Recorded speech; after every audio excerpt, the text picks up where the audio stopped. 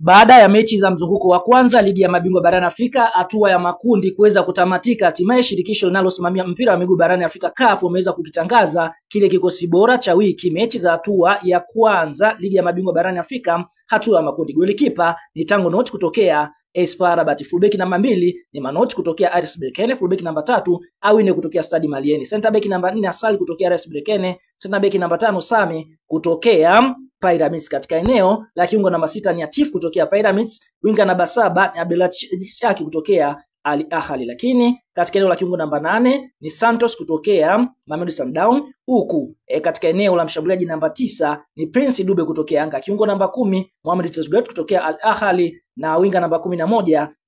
ni Kwaya kutokea RS Berkane. Kwa hiyo tunaona hicho ndicho kikosi cha wiki ya kwanza hatua ya makundi ligi ya mabingwa barani Afrika msimu wa mwaka 2025